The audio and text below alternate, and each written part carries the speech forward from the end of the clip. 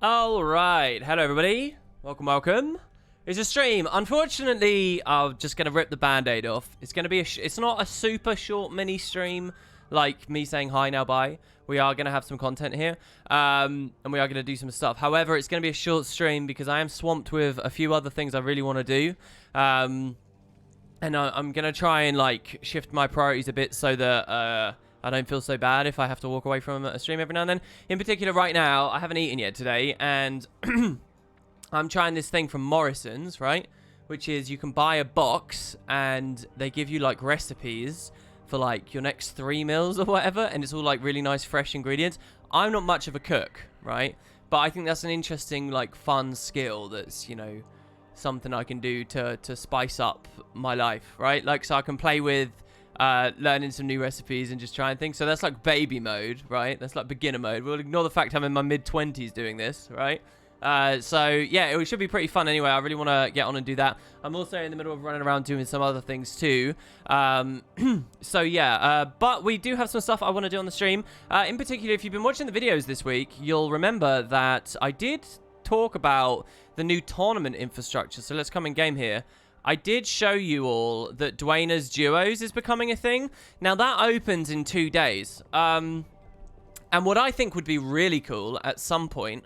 We're not going to do an intro on this stream. Did I already say that, by the way? So we're just going to roll right on in. If you guys want your coffee and stuff, go do it now. Because if it's going to be a short stream, I won't waste a bunch of it in an intro or whatever.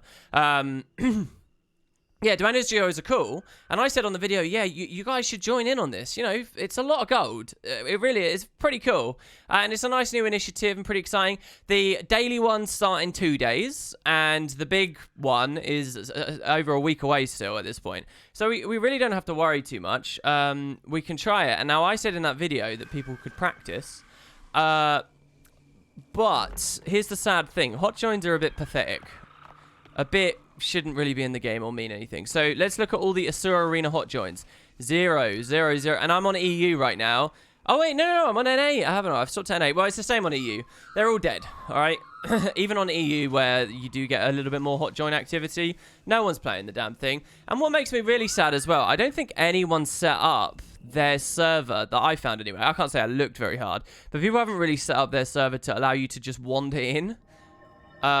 This is the wrong map anyway. What am I talking about? I need to learn the difference between Jin's Dominion and the Asura Arena. So that's beta Jin's Dominion, and this is the Asura Arena, which they don't consider beta, by the way. A little bit interesting, maybe. But yeah, so yeah, again, like if I load in here, I can't even wander around in there because it's shut. So undoubtedly, some people have played the map and had little experiences. But it's not like you can just plug in and go play, because nobody does hot joins. The hot joins are probably more detrimental to the broader experience of the game in terms of truly dropping in and out. Oh, we got a viewer? What happened there? Someone dipped in for a second and then left. Who's the spectators here? Nobody's spectating. Somebody managed to trigger this. Amazing. Anyway, you know, they just spread the thin community. It doesn't look good seeing hundreds of servers all on 0, 0, 0, 0, does it? I don't think it does. Oh my god, what's going on? It's just clipping open and shut. Anyway, so on the video, I mentioned all of this, and what I think would be cool, and I mentioned this in the video, is we could do a stream where we, you know, we get a bunch of you in and just see how it goes. And if it's fun, you know, maybe I'll learn a little bit about the 2v2 meta, which I currently don't know anything about, really. You know, it might be a thing. So I do want to do a stream on that. Obviously, we've got the Living World Season 1 episode... not Season 1. Living World Season 4 Episode 1 playthrough to show off to you all. And to continue with. But that's not going to be today again, because it's going to be a little bit of a short one. So that's 2 ideas that I've got. And I think could be pretty fun. I don't know. This is just like a lot like a Guildhall arena. I do think that... the bottom of the ramps will be interesting in terms of kiting around. I mean, this might not look like much to you guys, but there is a lot you can do. You can climb up. You can do the fake jumps to stay up. You can kite around here, and the way it like slopes over you, you can suddenly back up on yourself, climb up, then fake jump on your way up. You can do little things, I think. I wonder whether these things here have got collision. And whether you could do anything with those. But you know, it's very simple, and that's the idea as well, right? It's a bit like that World versus World thing where people just want the combat. So yeah. Dark says, shall I super edit a 2v2 video? I think that would be really cool if the stream was good. I saw, Dark, that you had you'd suggested super editing the Stellaris stream. So people watching this VODs, and maybe people just dipping in now, you might have missed it, but during this week, if you don't follow me on Twitter and you're not in Discord and you haven't been looking at the channel, then you definitely missed it. But if you're in any of those 3 places, you should have seen it. During the week on Thursday, I actually did an almost 5-hour stream, which was my old stream length. It flew by. It went so quickly, where we were actually making Guild Wars 2 race. Here I'm in the Straits of Devastation because of the LP. I was getting some visitors and things. I did a stream on Stellaris where we were making Guild Wars 2 races in the game. And, you know, it was really fun. It was very, very cool. We made the Marganites. I've been very non-specific about this, but as far as that stream was concerned, I also had the Coden and the Script hooked up. So that was 3. This afternoon, I made a 4th as well. I'm a bit addicted to making them at the moment. It's amazing how many little issues there were. Basically, I wrote everything for the Choya Empire. Did I just say Script? I made Choya, right? So I made a Choya Empire, and I wrote everything I possibly could to do with the Choya. I did all the name lists. Well, actually, I did the name list last, but I did everything else. So I did all of like the fleet types and the ruler and all the lore about who they are and their introductory flavor text, which I figured out how to get it to work. Just everything, and I hadn't tested it at all.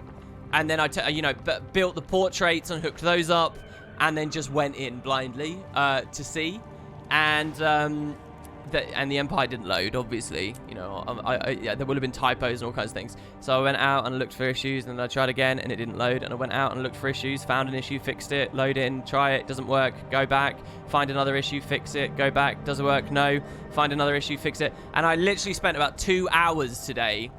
It's like completing a puzzle. It's really weird. I cannot imagine on paper something more boring sounding, just scrolling through notepad files and looking at technical jargon and scripts, right? I can't. That sounds so lame. But once you've written it and you kind of know how it's working, and you know there's a problem, it's like a little puzzle, guys. It's like a little mental teaser. Like, one of the issues I had was like none of my leader names are showing up. And I was like, why isn't this working? And the portraits, I kept crashing when I went on. I was like, why am I crashing the client whenever I go to the portraits? And then eventually I realized, it's because the Choya are plants, and plants in Stellaris, if you assign something as a plantoid, they don't get genders. And I'm treating all of the back end as though they have genders. And I was like, that's the problem. And then I fix it, and I'm like, yeah, cool. And then I load up, and it doesn't work again. And you're like, okay, what's the next one? You know, I didn't put a closing bracket on this. You know, it's been a cool afternoon. I'll show you guys a screen of it, actually. If you go to Discord right now in general gaming, I do have this, but I'll grab another one here. So I took this screenshot. This doesn't demonstrate everything of the Choya race. Like, there's more. I'll put it on screen now. There's more going on in terms of like. Let me see. What is this hooked up to here? Here. There's more going on in terms of like each ship is called like pins and needles and thorns and briar patches and stuff because they're cactus people, right? But yeah, so it was really difficult. So they're the Choyan chiefdom. It was really hard with the Choya because there's so little about them for Guild Wars 2 lore. You know, like in Guild Wars 2, what's the main hub of Choya activity? Well, like there's the village in the Desert Highlands up here, right? Prickle Patch Hollow, and you can kind of see them there. But what other lore do we get? You'd be surprised. There's basically no... And I mean, this is the gimmick of the Choya. There's no real dialogue with them, right? I'll go to the scout. They just make these weird noises that are printed on text as, like, ramble, garble, grumble, ramble, ramble, ramble, grumble, bumble. Like, that's it. That's all they do. And there's, like, the racing guy on the festivals, and some of them have names. But whenever there's a named Choya, what it tends to be is... like, a character in the vicinity of the Choya has chosen to give it a name. Not that the Choya has named itself. So, for example, Well, actually, I can't remember any examples off the top of my head. But it'll be like a little kid is like, here's my pet Choya. He's called Prickle Patch, right? It's along those lines. So what would the Choya call themselves? And so it's that weird thing as well where you're trying to make the Choya an interstellar empire, you know, with galactic ambition. How do you do that and still have them identifiably Choya when their entire shtick is that they are primitives, really, here, you know? Where is the scout? I don't have the heart complete, so it should still be on my map, shouldn't it? Somewhere? Maybe it's higher up and he's not shown. So, I just kind of went for the funnies in the end with it, where as far as Stellaris is concerned, you still... Wait, what? Hidden carrot hunt. Oh my god, there was a carrot here. Unbelievable. Weren't we looking for that for ages on a previous stream and I just accidentally wandered into it? How many times have I been through here and I've never done it on a Springer? But I must have been on a Springer to climb these cliffs. That's really strange. So anyway, in the end, I went with just the funnies, you know, and I just basically... I suggested that you still can't communicate with them. Even with all your advanced Stellaris tech, with, you know, understanding various Xeno empires, the Choya are just too primitive and alien. And it's a big question mark as to how they got to space. And it's just like, well, there they are now. And all the diplomacy screens and stuff, they still just speak in a garbled mess. And, like, the idea is the things that you learn about them are through observing them rather than through direct diplomacy. But it was really hard. So, like, what do they call their leader? I didn't know. They don't give themselves names. So as far as trying to translate into Stellaris, I called their leader the one thing that I could think that was quite funny, which is right here at this outpost. I called it Chef because they have their like leader chef here. There's like a recipe in the game as well. Big props to the wiki guys for helping me with this. But there is a... I thought that the scout was over on that plateau over there, so I'm going to wander over. There's a recipe in the game from the Choya that contains Choya as an ingredient, which is like a weird suggestion that they might be cannibals. And you might think on its own that, you know, that's not a big deal. But actually in Amnoon Oasis, where they're, you know, at the casino and you can bet on Choyas fighting one another, some of the Char in the area, or the ogres I think they are in the area, they say that the Choya are cannibals. So that's two different examples. And, you know, the visual idea of a Choya is you crack it open and it's got fruit all over the inside, you know, this hard shell. So, so I kind of ran with that and suggested that the cannibals... There's also a story right here. I can't find the scout. He's very cool. The scout is around the vista, if you remember correctly, says Kairos. All right, I'll mark it there. Maybe you're right. I know it's a plateau across from it, or I thought it was. We can get on our Griffin from up here and maybe get there quite quickly. But, what was I saying? Something about... Oh, yeah. There's a Dermond Priory person here who's studying the Choya, and she says she saw a troublesome Choya on the top of, you know, this mesa up here.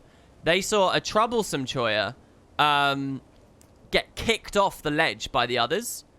And so, like, there's this idea that they police themselves and stuff.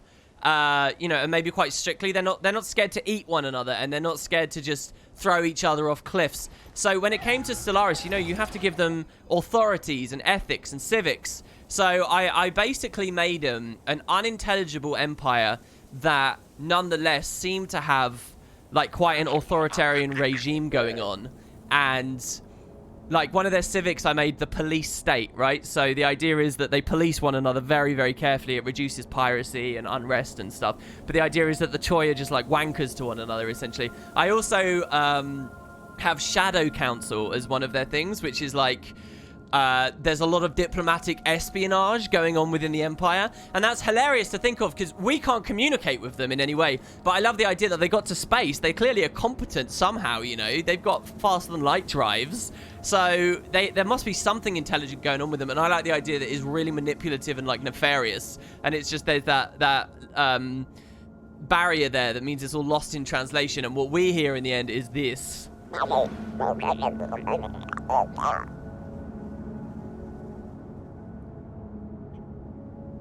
Wait for it. I mean, they sound a bit like Super Adventure Box characters. You know, I could take these sound effects as well and put them in on the race. In Stellaris, so when you open Diplomacy, it plays that sound effect. Could actually do that. there's some mods that do something similar. I don't know whether I'll go that far for the pack, because then it just starts becoming a bit unmanageable with all the different features I'd be trying to go in. I think I'll just walk over there now. So anyway, yeah, I thought it was quite fun. Here, I'll show you. So this was the screenshot I showed. It's a chiefdom, which is a bizarre idea because, you know, a chiefdom by definition almost is a primitive species that can't do much, but whatever. They have their chef as a leader, and look, so they're a military dictatorship. They're militarists, you know, they're prickly cactus people. They're fanatically authoritarian. Now, Stellaris as it currently stands means that they're slavers, which there is no evidence for interior, but that's fine because when Le Guin comes out, and this mod won't be ready before then, Le Guin is like the start of December, they're changing authoritarian to not automatically mean you're a slaver at the same time, so that's great. Yeah, and they've got a shadow council, they're a police state. Then for their traits, they're communal. I think that's pretty fitting for the Choya. They dance and stuff. Natural sociologists is kind of a funny thing, like the police state thing. Suggests that they're, you know, that they've got a form of intelligence. We just don't get it. Traditional, because, you know, they're like dancing by fires. They're apparently very tribal. And repugnant. You know, they're vicious. They don't look nice. You wouldn't want to be their neighbor. The actual tooltip text for repugnancy in Stellaris is like, you don't want to be their neighbor. So yeah, and I wrote a bit of lore. The inscrutable Choya have a method of communication hardly translatable by the vast majority of Xeno.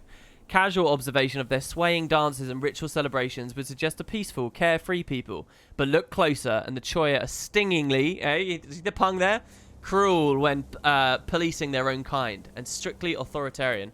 I do have a little bit more. Do you guys want to see what it says when it scrolls down? I have the file right here. You can't see it on stream, but I do have the file. Let me scroll along here.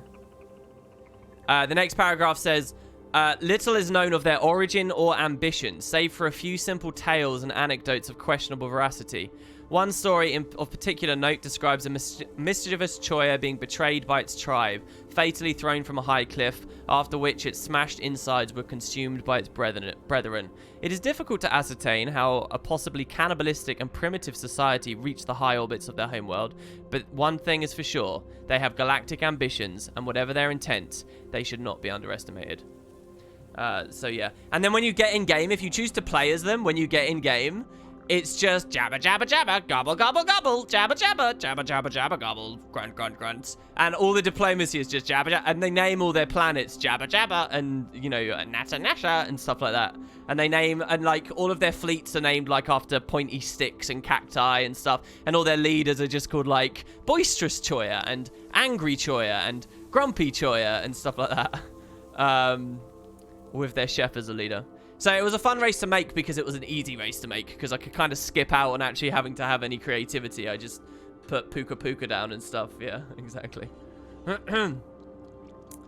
Playing around with Stellaris, has this made you a bit more sympathetic to devs when it comes to not preempting certain bugs?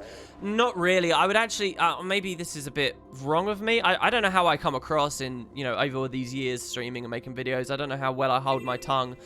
You know, if you're frustrated in the moment, you can find yourself saying or acting a way that you wouldn't if you're a bit more meditated about things. But to get back to the point, I think I've always been pretty sympathetic about that stuff.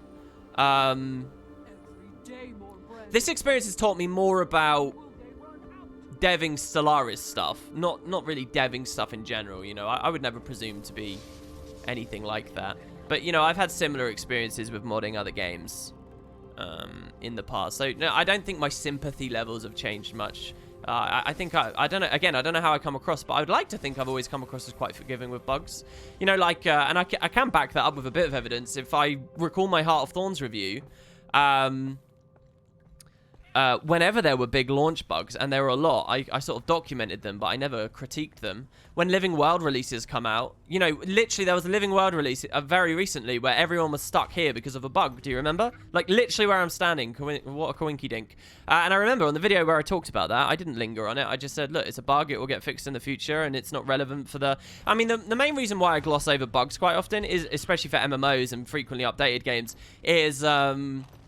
is they're consistently updated products, so it's not going to matter eventually. I'll probably be a bit more vicious about a bug that remains forever. So like Terra, the trait, is bugged at the moment. They said they updated the tooltip and they think that they balanced it and they've gave it a buff, and they haven't. It's exactly the same as it was. That to me is a bug, and I'm pretty unforgiving of that because it's like it's been that way for a long time, and there's no suggestion that they even know it's there, kind of thing. And that to me, I'm a bit less forgiving of. But I wonder whether that's just a matter of, I don't know. Is that a matter of professionalism, or is that a matter of just the right lines of communication aren't open? I don't know. Anyway, we are here for a reason. One of the things I wanted to do on this stream was pick up some more funerary stuff. Haven't done it for a while, but do you remember we did all that Black Lion chest stuff? Well, we got some vouchers, didn't we? So I've got another 158 energy mosaics, and I want to slowly keep working through this. I'm still on a quest to get the offhands and smaller things first. So if it's cheap, I'll pick it up. Scepter, 36. Boom. I'm surprised a caster weapon I waited so long, because I play a lot of caster classes. That was my last one-handed thing. So next we got the short bow. And I have 50 left. There's only 3 more skins. I should probably do some bounties. And I'll be able to finish those off. I need the greatsword, the hammer, and the rifle. And then I'm complete with the collection. And that's my last Path of Fire collection as well. Then I'm back to just down back to super adventure stuff, the spirit crafter stuff, and the golden fractal things, which really there's no excuse for those. The one thing I am wondering about is charged lodestone.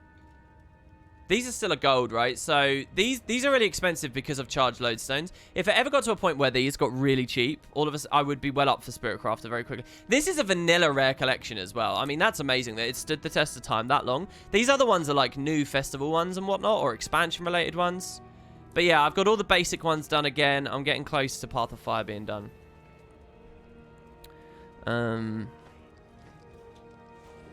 But yeah, okay, so that was one thing I wanted to do. The other was Spud 2 upgrades. The GMs I haven't really been in much contact with recently, but, well, explicitly about management sides of the guild and whatnot. So I don't know whether I have a mail or anything. We're just going to have a look through and see what we can find.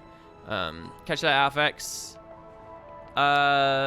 So yeah, I don't know. I was in the middle of a different story, but I've talked myself off of it. What's my favorite sci-fi book series? I mean, look, I betray my lack of geekiness, and I'm not particularly ashamed of it. I haven't really read much sci-fi. I know that as far as literature genres go, sci-fi is a good place to be in terms of there's quite a history.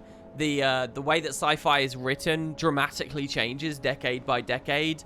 There's Christ knows different. There's a lot to choose from, and in fact, following Stellaris closely, it's impossible not to reconcile that. You know, they name all their big patches after sci-fi authors. Like the current one they're doing, Le Guin. That's an author who wrote like loads of stuff. I think she pioneered or was very good at expressing. What was it specifically? Maybe to do themes of planetary colonization or something. I can't remember what Le Guin was really good at. But, you know, like, there's all these notable names that have touched those devs, and they just know and recognize immediately and name their patches after. So, you know, it would be crazy for me to think that it's not an interesting thing to look at.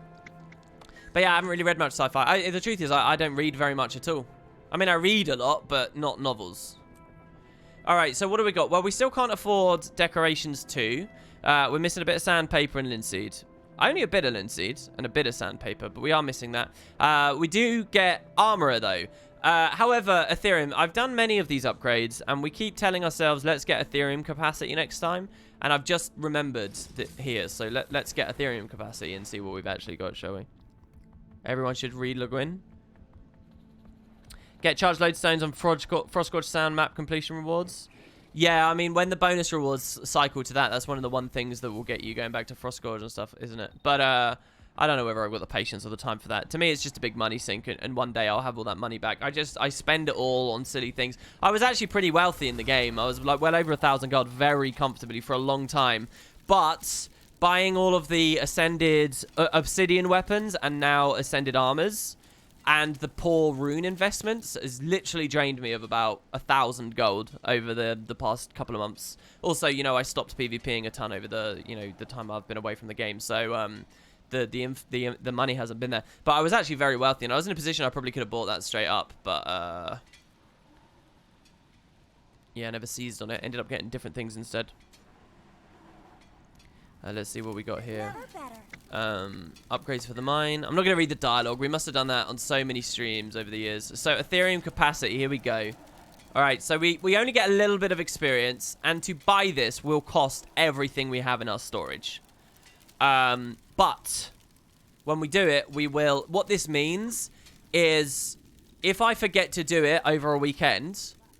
We're still building, you know, we got a bigger pool each time. We can get more each week, each jump. The thing is, it's kind of contingent on the members of Spud to dedicating the items and stuff, and they've been very good and diligent with it, but there is a break point where the Ethereum will start outrunning them.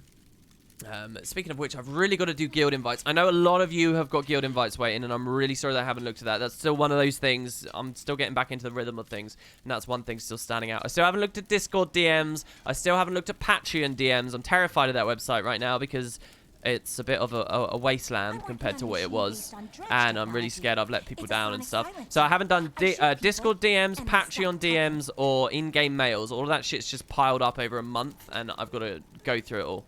I'll dedicate some time to it later. Alright, anyway, so Ethereum capacity 4, Elderwood planks, Mithril ingots, 45 Bloodstone bricks, and 12 Superior runes of holding. Plus we hit level 35. Pretty goddamn nice. The next tier becomes available here too. So we could upgrade the excavation next time. 15k is our new cap, right? So we could do that. I'll probably go for some other upgrades though, and some smaller things. The mining rates don't matter. They really don't, because, you know, I so steadily put these upgrades through, you know, weekend by weekend by weekend. Twitter DMs. Oh, yeah, and Twitter DMs. Dusty, have you messaged me on Twitter? I do have Twitter DMs. There's one person in the whole world that I've responded to on Twitter DMs, and his name is Bootspur. Oh, and Shaman. I responded to Shaman there. But I've got, like, a pile of those, too, to go through. I must sound like the biggest twat. Like, I've got all these first world problems. I'm really, really sorry. I don't mean to sound like a twat. I'm just trying to explain why I've been neglectful.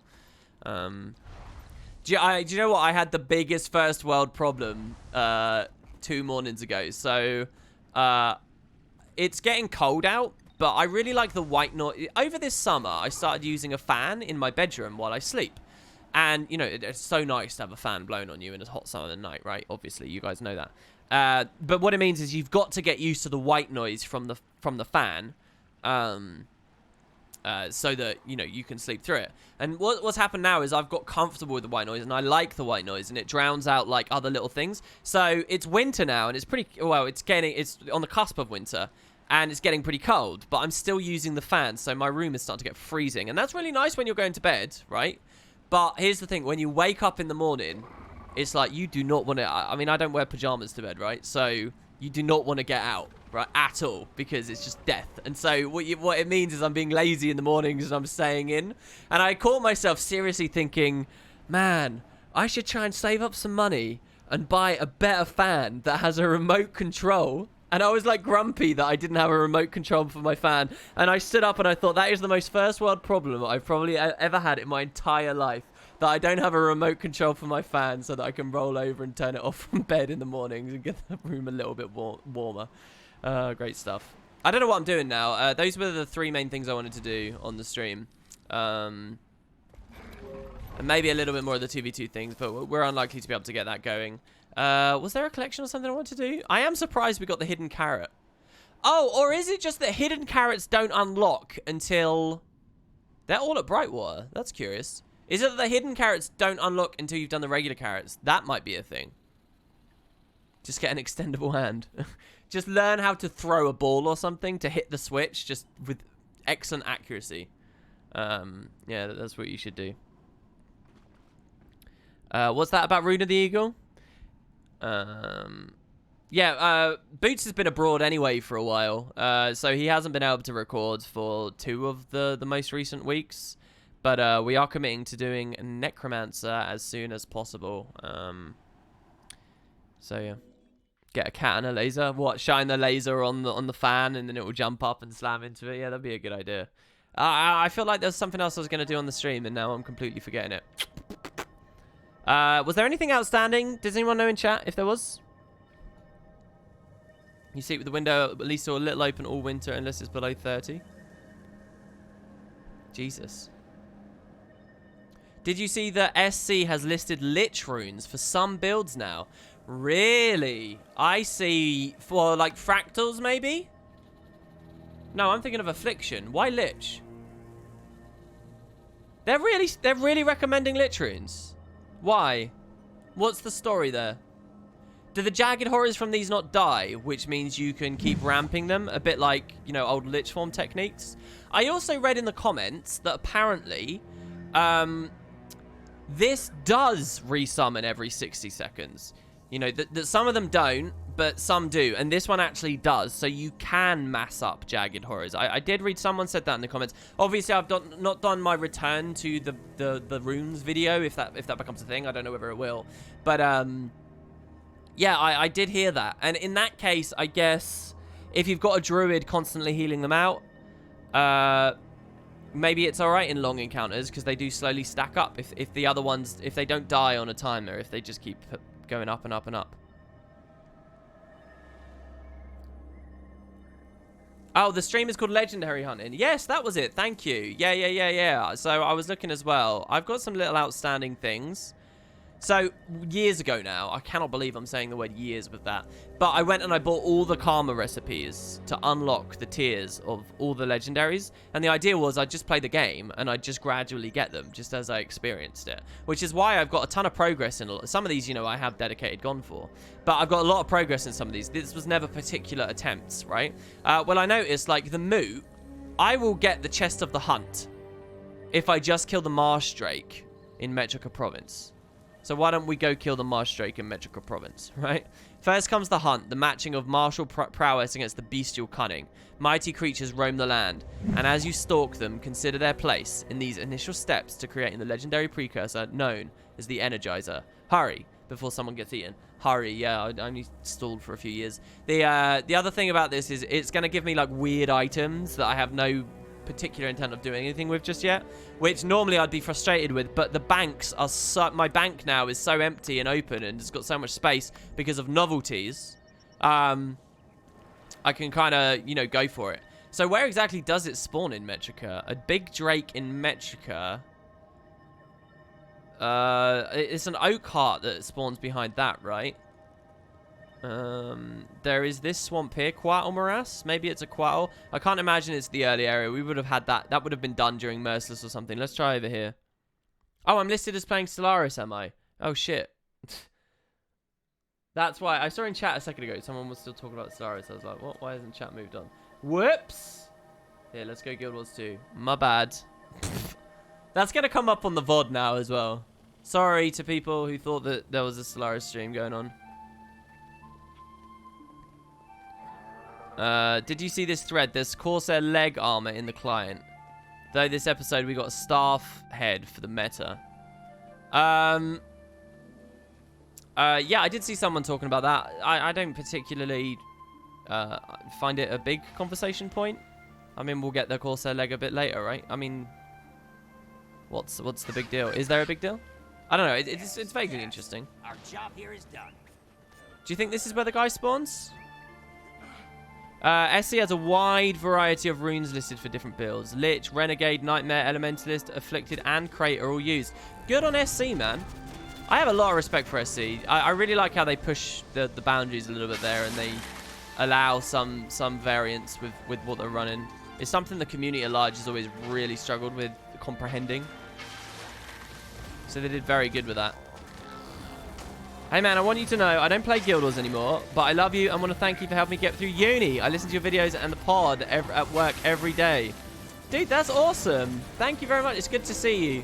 Hopefully I'll have some good stuff for you that's not just Guild Wars related at some point in the future, by the way. So that's really, really lovely. It's good to see you too, and I hope uni got you some good work and was all worth it in the end. Anyone know where the Drake is? Or am I going to have to look it up? I'd really rather not go to Wiki for it. only because I'm lazy. They're pretty good looking leg pieces. Well, that's fair. What else we got here? You still wish we'd get legendary journeys for Gen 2 legendaries. If the rest were the quality of Chuka and Champawat, we could have got such nice lore. Yeah, it's a nice idea, but it's kind of one of those things that's easy to ask for, but not worth the time it takes to implement, right? What, the Drake near the fire, Ellie? Really? What, does it spawn in the reactor, or do you mean up here? I know that there are dangerous Drakes and things there. I know that it's quite deadly at the hero point. But it's not like a boss, is it? The Hinter Lab, says Dusty. Aren't the Hinter Labs like right near the start? Yeah, they're here. Oh, really? A Drake attacks people at the Hinter Labs. Interesting. I'm going to trust Dusty's comment there because I'm presuming that he'd actually looked it up. As sad as it is to leave the lore behind, at least with this more simplified... I mean, and there's another... there's all... You know... There's a big difference between what Chuka and Champawat did and a simple page of a journal that says, you hunted these tigers across the world. You know, actually experiencing it versus the lore existing doesn't necessarily mean it was fun to play. What Chuka and Champawat tried to do was have the lore there and make it fun to play at the same time. And that's where a lot of the work was. They can match page for page the actual quantity of story that Chuka and Champawat added. It's just that, you know, that it wouldn't have been a fun adventure at the same time, you know. Especially with the lore book UI. So I do have some vague memories of a Drake like running around in this general area. It's gonna die instantly because it's so low level. Oh my god, it has a 25-minute cooldown. Well, that would explain why over these years I haven't got it. And if it's on 25 minutes, we're unlikely to do it on this stream. That's fine though, because there is another one I wanted to look at. Komaha Kwataki, pulled from sharks in South Sun Cove. So we just kill sharks at South Sun and we get it. So let's try that instead. Chuka and Champawat is my only legendary that I even care about because the journey was actually involved. I care about... I mean, my perspective on it changes over time, you know? Like, oh my god, you'd think I'd be used to this by now. Like, I loved the Incinerator. I really loved the Incinerator. I loved the work that went into it. I loved how rare it was when I got it. I loved the way it looked compared to all the other skins in the game. It was like this phenomenal thing. Now in 2018, I feel all of those things less so because there's other dagger skins that look better but just come from the gem store or feel better. They might not have quite as many features, you know, attached to them. We're going to use our skimmer here. Mounts are not allowed. That's annoying. Just to find some sharks, and then we'll swim down afterwards. And, you know, by comparison now, it feels really lackluster, but I wouldn't say that all my love of it has been robbed, because I still respect that experience I had years ago. And I think I actually crafted it eventually in 2013. I wasn't even in a rush to get a legendary. Reef Skelk. By the time I got mine, the Incinerator, I was actually, I remember very much, I was already in a place where I didn't really feel like I had any prestige. Because I remember when I got it, it's a bit of a weird memory this, but I remember when I got it, I was playing with my old guild, and like I hadn't told any of them that I got it, I was just playing with it. And, you know, it was out, and some of them remarked that not only did I have it, but also, oh, you got it, but you didn't tell us. Like, that was me being weird, not telling people that I'd made a legendary. And to me, it was just because it wasn't of note anymore. It wasn't... And I guess that probably would have seemed really arrogant and lame of me to do, especially amongst people who didn't have their own either. Did I just read shark somewhere? Sea scorpion, tuna, scout. Sharks swim around near one of the sunken boats, don't they? I remember that much. There's quite a dangerous one as well, isn't there? And nearby it should be. Reef Scout. Jellyfish Scout. I love this music right now. I don't remember South Sun having such nice music. I really thought...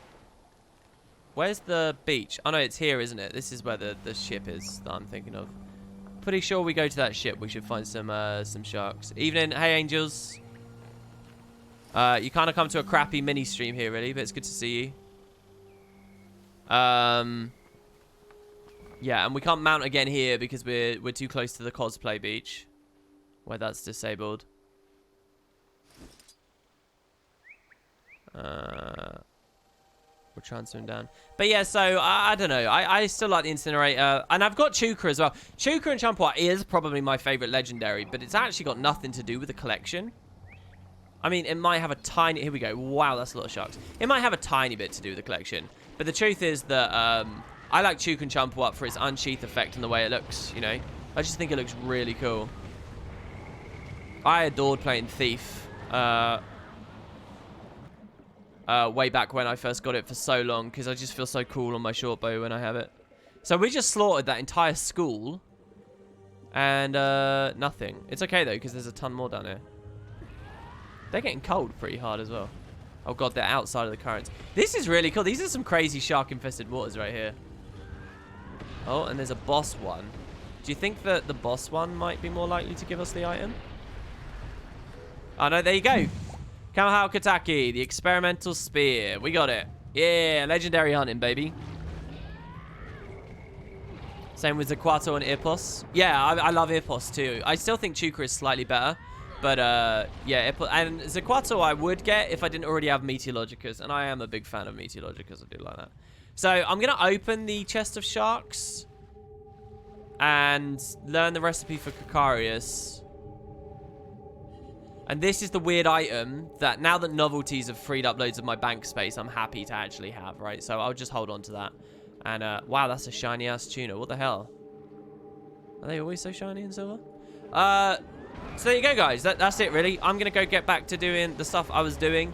Hope you enjoyed. Again, sorry it's a bit short. We'll try and get to some better ones. We will see. If you are even remotely interested in the 2v2 Dwayner's duos, where you can see what the 2v2 meta is like and have some fun in a custom arena, but we need the population. So on tomorrow's stream, we'll look at doing that. I think that could be pretty cool. And if I have fun there, then maybe I'll actually try and commit to playing or casting or doing something with it. Because, you know, it's the first special event tournament the devs have done, and it could mean something. So yeah, but we'll see. It'll be contingent on tomorrow. And in any case, the third stream of this week, we'll definitely get back to Living World Season 4, Episode 1. All right. So cheers, guys. Thanks for coming. Sorry to let you all down, but once again, we're still doing these little mini streams, and nobody really knows what's up, but we will we'll get through it. Cheers, guys, and I'll see you soon. Oh, keep an eye on my main channel, by the way. I just put an hour-long video up on the main channel. So if you want more content, I mean, it's like an hour and 1 minute long. There's Game of the Days. They've been consistent all week. There's a lot going out. All right. Oh, and the Let's Play is going up tomorrow. I've already recorded. If you're Patreon, if you're on the Patreon drive, you can watch it right now. If you're not on the drive, I'll try and look at the messages and add people there. But yeah, so it is uploaded and available right now. The next episode, part 86, 87, 86, one of those. All right. Okay. Seriously, I'm out. Catch you later, guys. The LP's tomorrow for everyone else.